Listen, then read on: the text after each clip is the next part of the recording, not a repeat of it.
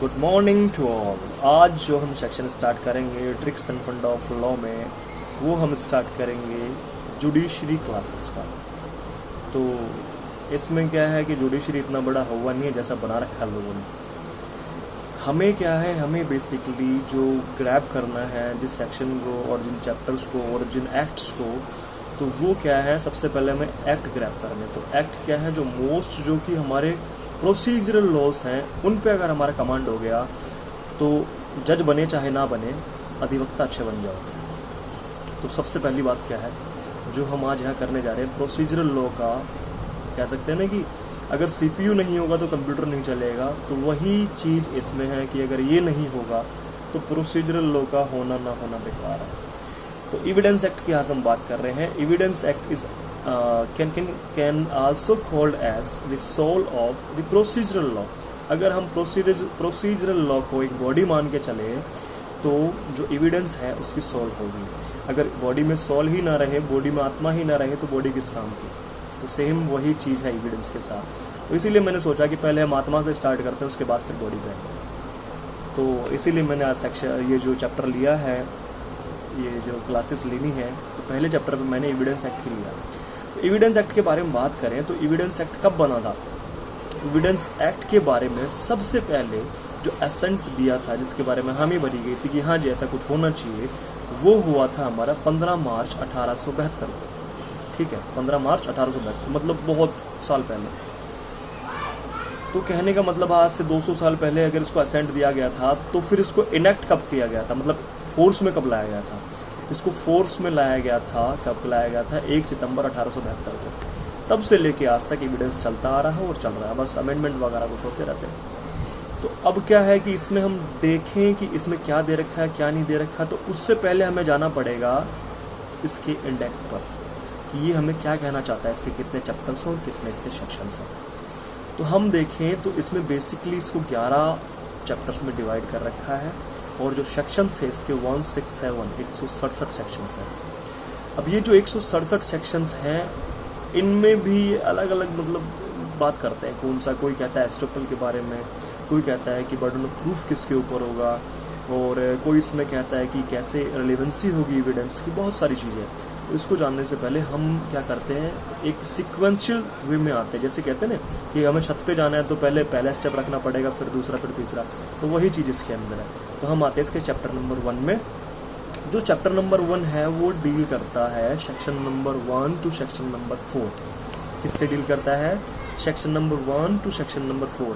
अब जो section number 1 है और जो सेक्शन नंबर 4 है, 1 टू लेकर 4 तक, ये क्या बताएगा हमें, प्रिजम्पशंस ऑफ एविडेंस की जो एविडेंस है उसको लेके क्या प्रिजम्पशन है, क्या धारणा है।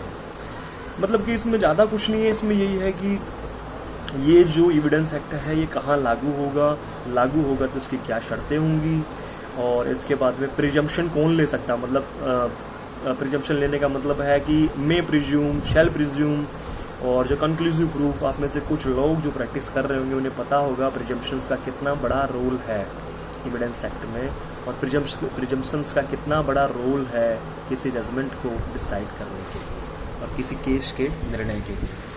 तो इसमें क्या सिस्टम है हम देख के चलें। तो इसमें सीधी सी बात करें हम, तो चैप्टर नंबर 1 का तो मैंने आपको बता दिया। अब आते हैं हम चैप्टर नंबर 2 पे। चैप्टर नंबर 2 जो है वो भी ज़्यादा कुछ नहीं कहता, वो एक सीधी सी बात कहता है हमें। वो डील करता है सेक्शन नंबर 5 टू 55, 5 से 55 बस।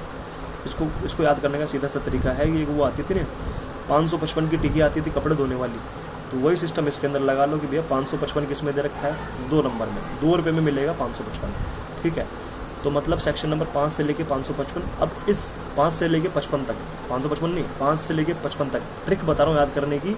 2 रुपये में टिकी आई 555 की, उससे क्या हुआ, रिलीवेंसी ऑफ फैक्ट आया। क्या आया उससे, रिलीवेंसी ऑफ फैक्ट आया।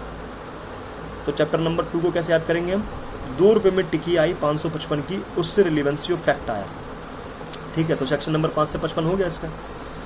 रिलीवेंसी ऑफ फैक्ट का मतलब क्या है कि कौन से फैक्ट रिलीवेंट होंगे और कौन से फैक्ट इररिलीवेंट होंगे। ठीक है, किस किस फैक्ट को हम रिलीवेंट बता सकते हैं कि ये इस घटनाक्रम से रिलेटेड है, किस किस फैक्ट को हम ये बता सकते हैं कि इररिलेटेड है। जैसे कि मान के चले कि एक व्यक्ति भागता हुआ आया एक तरफ से, जंगल की तरफ से, उसके हाथ में चाकू था और उसके शर्ट पे खून के धब्बे थे। तो हमें अगर प्रिजम्पशन की बात करें तो हमें प्रिज्यूम हो रहा है ना कि हाँ भाई मर्डर तो करके आया है। अब क्या कि कोर्ट में उसके वो चाकू आता है, चाकू लेके जाते हैं कि हाँ भाई चाकू इसने यहाँ से खरीदा था, खरीदने के बाद में ले गया था, इसने इसको मारा था, इतने बजे मारा था। तो ये चीज़ें तो रिलीवेंट है। लेकिन अगर ये बता दे चाकू खरीदने के लिए इसने पहले कमाई करी, कमाई करके फिर ये गया, साइकिल चलाता हुआ गया, दौड़ता हुआ गया, भागता हुआ गया, तो ये चीज़ें रिलीवेंट होंगी। तो समझ रहे हो मैं क्या कहना चाहता हूँ। फिर उसके बाद में आते हैं चैप्टर नंबर 3 पे। चैप्टर नंबर 3 में हम देखें तो सेक्शन नंबर 56 to 58, मतलब 56 से 58, 56 से 58 के सेक्शन आएंगे। 56 से 58 में क्या करना है हमें, 56 से 58 में हमें क्या, बस इतनी सी चीज़ याद रखनी है कि जो चीज़ें 57 और 58 में दे रखी हैं उन्हें प्रूफ करने की उन्हें प्रूफ करने की कोई भी आवश्यकता नहीं है। 56 क्या बताता है कि जो चीज़ें 57 और 58 में दे रखी हैं उन्हें हमें प्रूव करने की कोई भी आवश्यकता नहीं है। There is no need to prove the definitions and the terms given in the section number 57 and 58 that is given in 56, ठीक है। अब 57 और 58 में क्या दे रखा है, वही दे रखा है कि देखिए कि आपको खुद को पता है कि कुछ चीज़ें होती हैं जुडिशली नोटिसेबल और कुछ होती हैं एडमिसिबल फैक्ट्स। दो प्रकार के फैक्ट, एक तो जुडिशली नोटिसेबल फैक्ट और एक एडमिटेड फैक्ट्स। तो ये जो दो चीज़ें हैं इनको हमें वापस कोर्ट में प्रूफ करने की जरूरत नहीं है कि कहीं क्या होता है कि कई जो वकील साहब हैं वो बोल जाएं कि भैया कि जज साहब ऐसा है कि ये जो टर्म है इसको प्रूफ करके दिखाओ, वो 26 जनवरी की छुट्टी थी। अरे तो भैया 26 जनवरी की छुट्टी थी तो ये जुडिशली नोटिसेबल है ना, जुडिशली नोटिसेबल है कि जो चीज़ें ऑलरेडी मतलब कि जुडिशली नोटिसेबल है, 26 जनवरी की छुट्टी होगी, या फिर कोई चीज़ आपके गजट में आई है, ठीक है, या फिर और क्या बताऊं मैं, जैसे कि अगर कोई गवर्नमेंट का मैप प्लान है तो इन सबको हमें नहीं प्रूफ करने की जरूरत नहीं है दोबारा कोर्ट के अंदर, ठीक है। और एक एडमिटेड फैक्ट्स, मतलब जो फैक्ट कोर्ट ने एडमिट कर लिए उन फैक्ट को दोबारा आपको प्रूफ करने की जरूरत नहीं है, ठीक है। ये किस में आ गया, चैप्टर नंबर 3 में 56 to 58 में। फिर आता है chapter number 4। Chapter number 4 is 59 and 60। कितना सा है, छोटा सा, 59 and 60। तो 59 and 60 में 59 में क्या, सबसे पहले 59 और 60 में क्या, उससे पहले एक चीज़ जान के चलो कि जो एविडेंस होते हैं वो दो प्रकार के होते हैं, 2 टाइप ऑफ एविडेंसेस।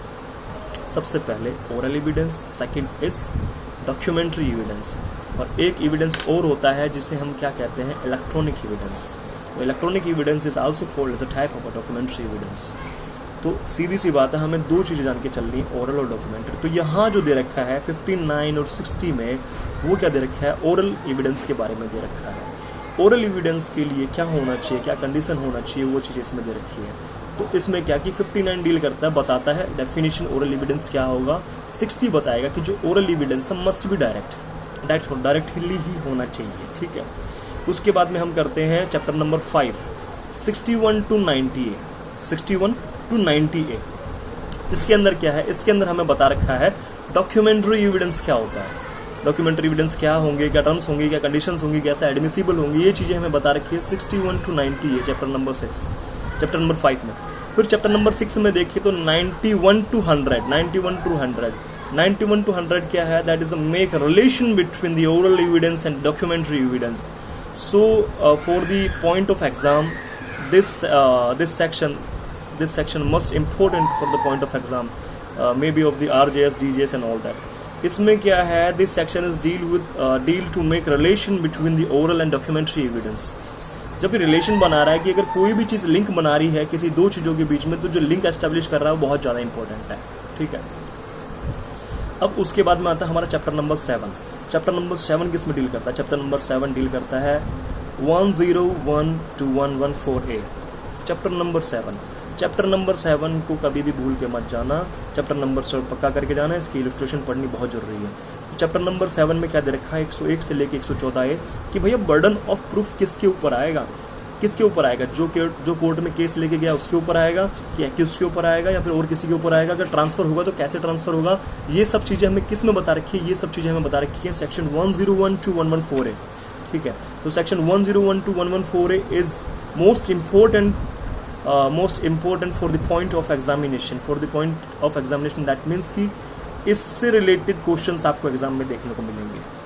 ठीक है, अब आता है हमारा चैप्टर नंबर 8। चैप्टर नंबर 8 जो हमें कहता है 115 से 117, 115 to 117। इसमें कुछ नहीं है, सीधी सी बात है, एस्टोपल के बारे में डील कर रहा है। एस्टोपल हम सब ने पढ़ा है, फर्स्ट ईयर में पढ़ा है, सेकंड ईयर में पढ़ा है और थर्ड में भी हमने थोड़ा बहुत पढ़ा है। एस्टोपल क्या है कि आप ऐसे मान लो कि आपने किसी व्यक्ति को कोई वादा किया और आप अगर उस वादे से मुकरते हो तो ये जो एस्टोपल है आपको बाइंड करेगा आपके पहले दी गई स्टेटमेंट के ऊपर। तो इसको लेके वो व्यक्ति आपके ऊपर शू कर सकता है, आपको केस कर सकता है। इसके लिए छोटा सा एग्जांपल देख लो कि आपके पिताजी के नाम पे गाड़ी है और आपने अपने दोस्त को ट्रांसफ़र कर दी पहले ही, और अब आपने कहा कि अगर ऐसा एक इंसिडेंट कर दिया आपने कि अगर सर्टेन इंसिडेंट होता है तो उसके बाद में मैं ट्रांसफ़र कर दूंगा, लेकिन वो सर्टेन इंसिडेंट हो गया, उसके बाद भी आप उसको ट्रांसफ़र नहीं कर रहे हो, तो इन दैट केस वो आपका दोस्त आपको शो कर सकता है, आपको कोर्ट में लेके जा सकता है इन टर्म्स पे कि भाई साहब इसने मेरे को ये सिस्टम दिया था और इसके बाद में मुकर रहा है पहले वाले टर्म से। ठीक है, तो दैट इज एस्टोपल। 115 में डेफिनेशन दे रखी है और 117 में बता रखा कि मेन जो हमारे एग्जामिनेशन है वो कैसे होगा, एग्जामिन कैसे होगा। फिर चैप्टर नंबर 9 पे आते हैं। चैप्टर नंबर 9 क्या है? 118 to 134, 118 to 134 कैसे, ये भी इंपॉर्टेंट है। जब तक हमारे पास किसी भी केस में विटनेस नहीं आएगा तो हम कैसे केस को डिसाइड करेंगे। तो विटनेस के लिए बहुत ज़्यादा इंपॉर्टेंट जो चीज़ें हैं, जो मतलब कौन विटनेस होगा, क्या टर्म्स होंगी, क्या कंडीशंस होंगी, कैसे विटनेस बनाए जा सकते हैं, क्या लाइबिलिटीज़ होंगी, ये चीज़ें हमें इधर रखी है 118 से लेके 134 में। फिर हम आते हैं चैप्टर नंबर 10 में। अब हमारे पास विटनेस आ गया तो विटनेस का एग्जामिनेशन भी होगा, तो वो होगा चैप्टर नंबर 10 में 135 से 166, 135 to 166, 135 to 166 किस में डील करेगा? It deal in the examination of witness. And we know examination are of 3 types. First, chief examination, and the second one is the cross examination, and third one is the re-examination. As we all know about, the chief examination is by the magistrate, and the second one is a cross examination by the parties, pleader of the parties, and the third examination, re-examination, is caused when there may be doubt in witness evidence. मतलब कि कहने का मतलब है जब एक doubt हो जाए, डाउट क्रिएट होता है कि इसने स्टेटमेंट दिए तो शायद में भी कुछ ना कुछ दिक्कत है उसमें, तो हम दोबारा री एग्जामिनेशन के लिए उसको बुला सकते हैं। फिर आता है चैप्टर नंबर 11, बिल्कुल ही लास्ट सेक्शन है 167। इसको हम कह सकते हैं लिबरल सेक्शन। वो कहते हैं ना बहुत ही ज़्यादा उदारवादी होना, तो बहुत ही ज़्यादा उदारवादी सेक्शन है ये वाला। इसके अंदर क्या कह रहा है कि improper admission and improper rejection of evidence. ठीक है, कि अगर कोई भी चीज़ ऐसी है कि जिसको हम एडमिट कर लें और जजमेंट में फ़र्क ना पड़े तो उसको हम एडमिट कर सकते हैं, ये कहता है हमारा 167। ठीक है, तो जहाँ तक मैंने चीज़ें बताई आपको क्लियर हो गई होंगी, बाकी चीज़ें हम कल स्टार्ट करेंगे। आज के लिए इतना ही। अगर आपको अच्छा लगता है तो लाइक एंड शेयर, ठीक है, ताकि दूसरों को भी फ़ायदा मिल सके। Okay, thank you.